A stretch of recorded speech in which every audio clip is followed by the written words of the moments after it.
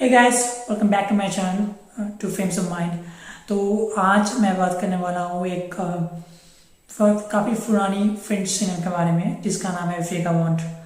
तो वेगाबॉन्ड एक एक लड़की की कहानी है जो बाहर रहती है, मतलब जिसका कोई घर नहीं है। वो दर बदर भटकती रहती है, खेतों में कहीं किसी के घर में रह जाएगी एंड वो हिचाइक करती है। यहाँ से एक जगह से मतलब दूसरी जगह वो ट्रैवल करती रहती है। तो ये इस मूवी को डायरेक्ट किया है एग्नेस वार्ता ने, लेजेंडरी डायरेक्टर। वो थी एक बहुत ही मतलब she was really good director out core theme like human suffering, women suffering and women empowerment।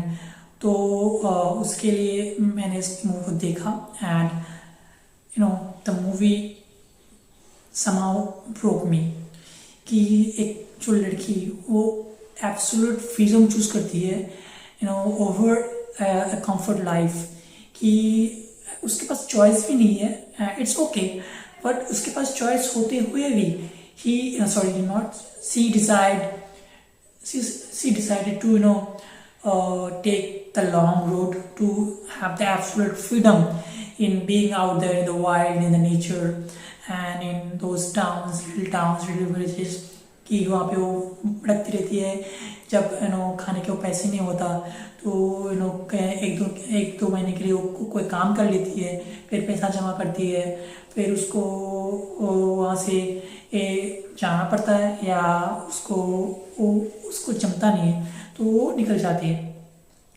तो ऐसे करते करते उसका मतलब लाइफ चल रहा है, टाइम इज फ्लोइंग। बट इस जर्नी में जितने भी लोगों से वो मिलती है उन सब लोगों के अंदर एक जेलसी, मतलब एक थॉट आता है कि ये लड़की अकेले मतलब बिना कुछ सोचे समझे बाहर रह रही है टेंट में।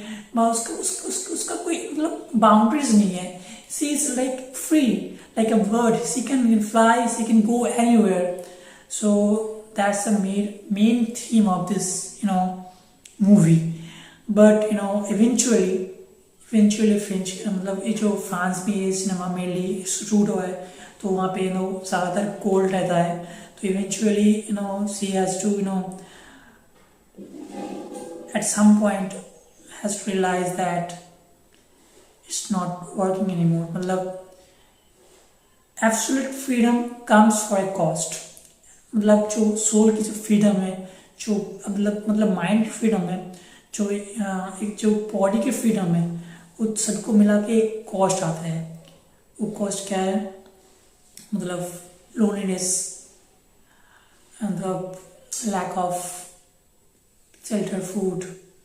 So at the end of the reality hits and at last, so I think this movie is a really you have to watch type movie कि तुम्हें ये मूवी देखना चाहिए एक बार जिंदगी में and that will feel like that absolute freedom comes for a cost, but it's better than slavery of the society।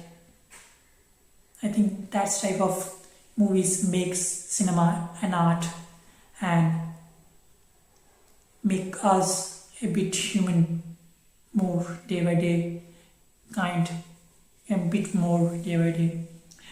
So I think that's the main point of cinema art and anything related to art to मतलब हमें एक ऐसी pieces बनाए जो जिसका heart, जिसका दिल बहुत बड़ा हो, पूरे संसार के लिए वो सोचता हो, उसके हृदय में प्यार हो, दया हो।